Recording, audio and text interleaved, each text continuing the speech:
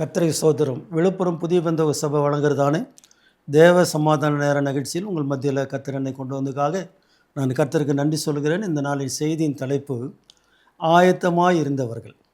மத்தேயு சுவிசேஷம் 25ஆம் அதிகாரம் 10ஆம் வசனத்தில் இப்படி சொல்லப்பட்டிருக்கிறது.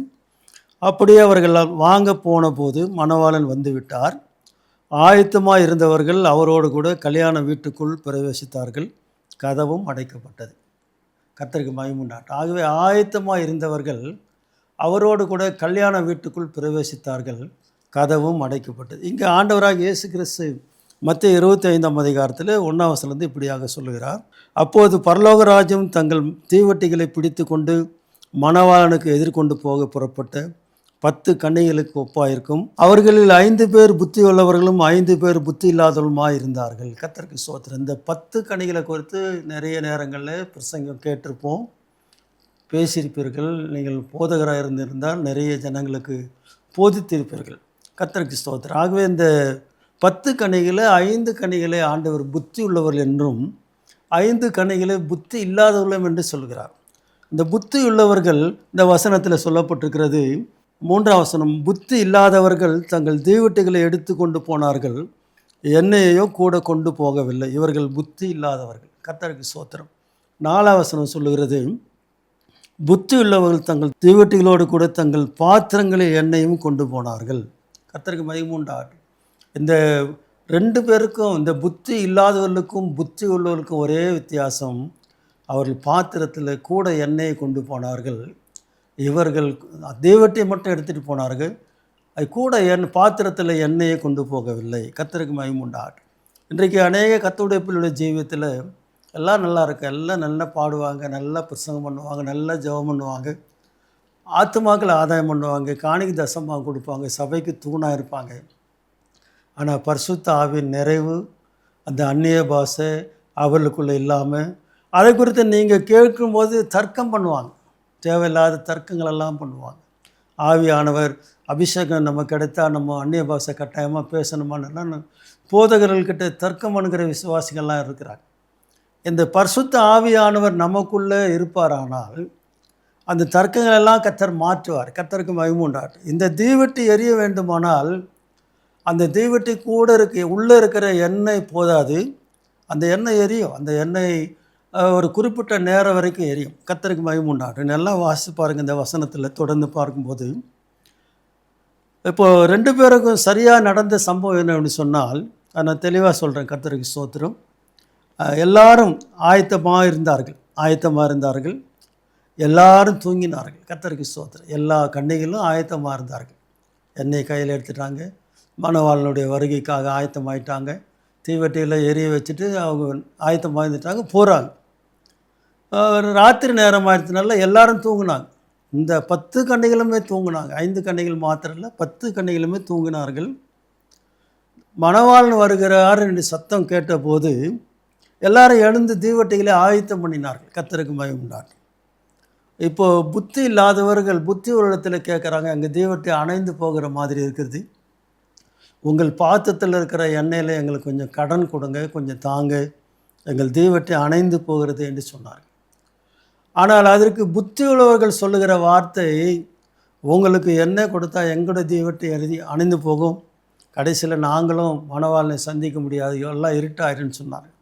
எனக்கு அன்பானவர்களே, நாம் வாழுகிறோம், ஆண்டவருக்கு சாட்சியாக இருக்கிறோம், ஆண்டவருக்கு உண்மையாக இருக்கிறோம், ஆண்டவருடைய ஊழியத்தை முடிஞ்ச வரைக்கும் செய்கிறோம்.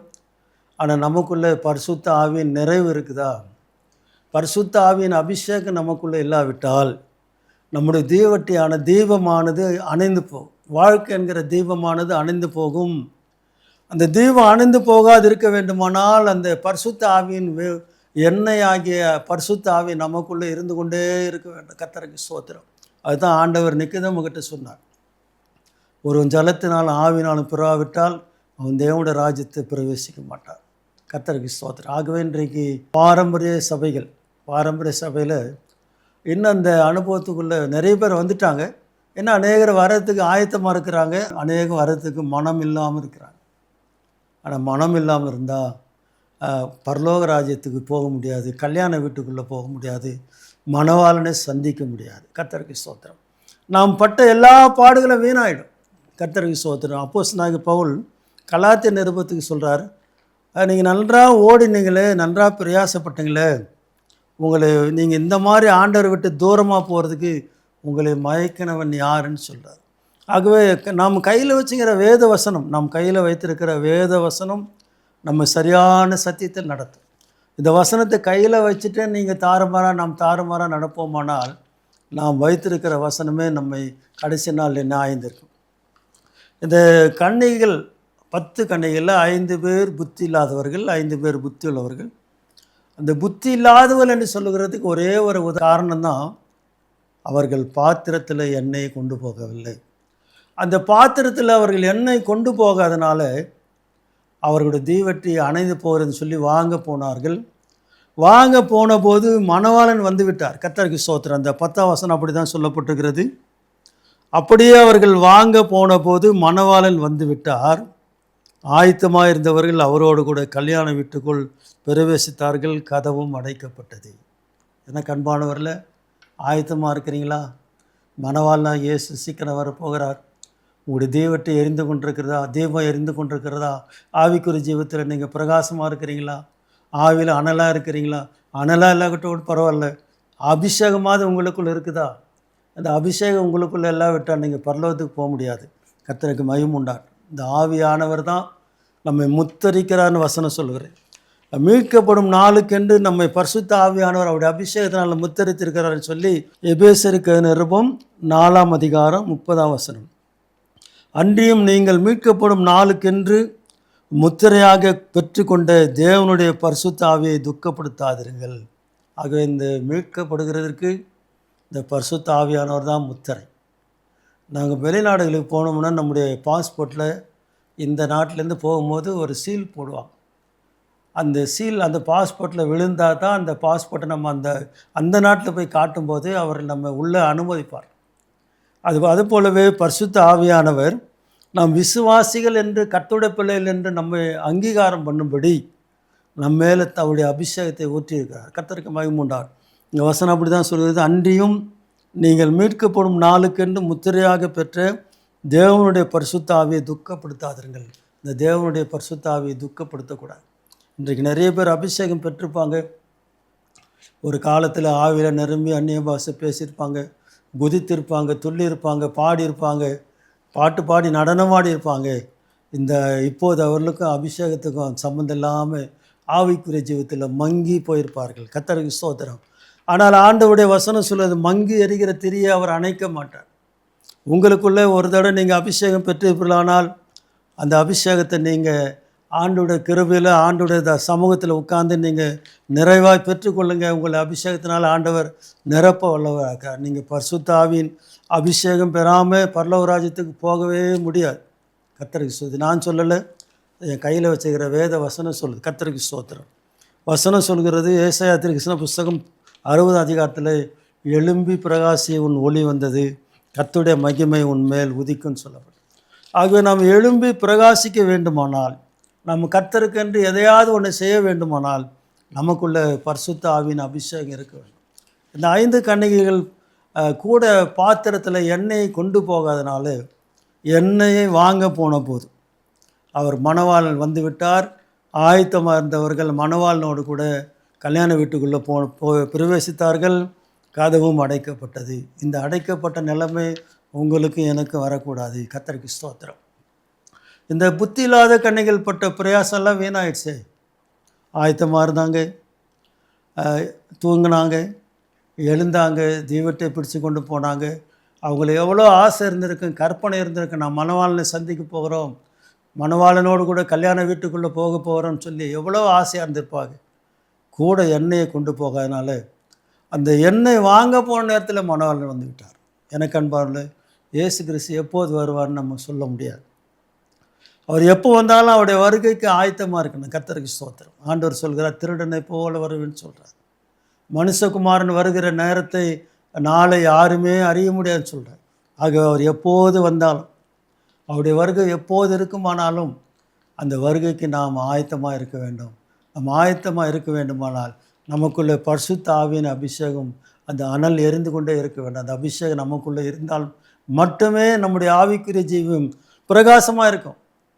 விளக்குலன்னா எப்படி இருக்கும் பாருங்கள். இப்போ கரண்ட் லைட் இருக்குது, அப்போ மண்ணெண்ணெய் விளக்கெல்லாம் வச்சுருந்தாங்க. அந்த எண்ணெய் இருக்கிற வரைக்கும் தான் விளக்கு எரியும். அந்த எண்ணெய் முடிஞ்சிட்டுதுன்னா விளக்கு எரியாது. இப்போ கரண்ட் இருக்கிற வரைக்கும் லைட் எரியும். அது கரண்ட் நின்று போனால் இப்போ இன்வெர்டர்லாம் வச்சுருக்குறோம். ஆகவே நமக்குள்ளே இருக்கிற பரிசுத்த ஆவியின் அபிஷேகம் அனல் மூட்டப்பட வேண்டும். இந்த அபிஷேகம் குறைந்து போகவே கூடாது. நீங்கள் பெற்றுக்கொண்ட அபிஷேகத்தை எப்போதும் இழந்து போகக்கூடாது. கர்த்தருக்கு ஸ்தோத்திரம். அதனால தான் அப்போஸ்தலனாகிய பவுல் சொல்லும்போது 4ஆம் அதிகாரம் எபேசியரில் சொல்லும்போது நாம் வாசித்தோம், அன்றியும் நீங்கள் மீட்கப்படும் நாளுக்கென்று முத்திரையாக பெற்றுக்கொண்ட தேவனுடைய பரிசுத்த ஆவியை துக்கப்படுத்தாதிருங்கள். ஆகவே எனக்கு அன்பானவர்களே, இந்த கன்னிகைகள் 10 கன்னிகைகள் 2ஆக பிரிக்கிறார். புத்தி உள்ளவர்கள் 5 பேர், புத்தி இல்லாதவர்கள் 5 பேர். 2 டீம் ஆயிடுச்சு. ஆனால் எல்லாம் ஒன்றா தான் வந்தாங்க, எல்லாம் ஒன்றா தான் தீவெட்டி பிடிச்சிட்டு வந்தாங்க, எல்லாம் ஒன்றா தான் தூங்கினாங்க, எல்லாம் ஒன்றா தான் எழுந்தாங்க, தீவெட்டி ஆயத்தப்படுத்தினாங்க. எண்ணெய் இல்லாதனால எண்ணெய் வாங்க போன போது மணவாளன் வந்து விட்டார். ஆயத்தமாக இருந்தவர் அவரோடு கூட கல்யாண வீட்டுக்குள்ளே போயிட்டாங்க. கல்யாண வீடும் கதவும் அடைக்கப்பட்டது. இந்த அடைக்கப்படுவதற்கு முன்னே கர்த்தருடைய ராஜ்யத்தில் நீங்களும் நானும் காணப்பட வேண்டும். கதவு அடைக்கப்படும். மீட்கப்படும் நாள், கிருபை நாள் முடிந்து போவதுக்குள்ளே உங்களை நீங்கள் ஆயத்தப்படுத்தி கொள்ளுங்கள்.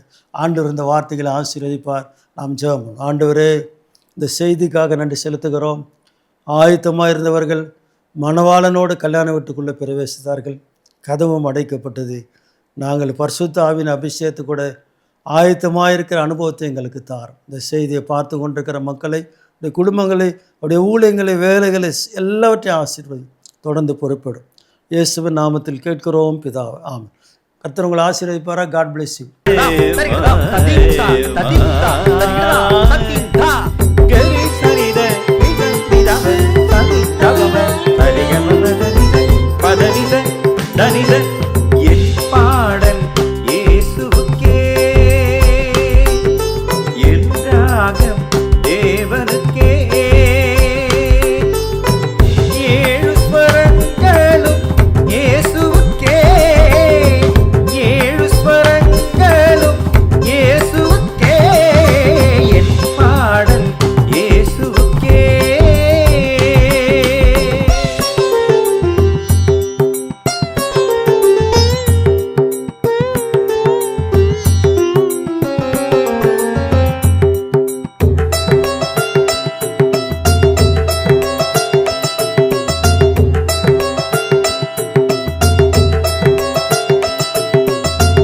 காலையும் மாலையும் கிருபையை ஈந்தி கண்மணி போல காத்து வந்தீ.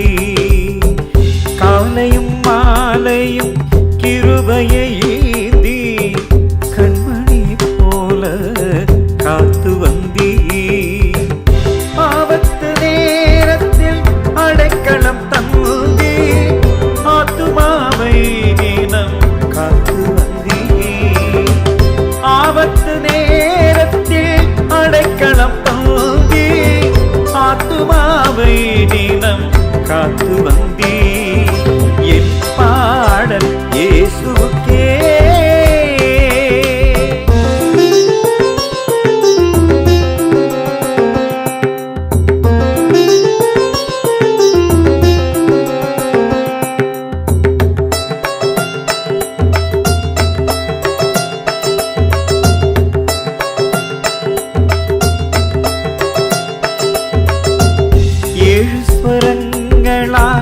இயேசுவை பாட ஏழையார் பெற்ற பாக்கியமே.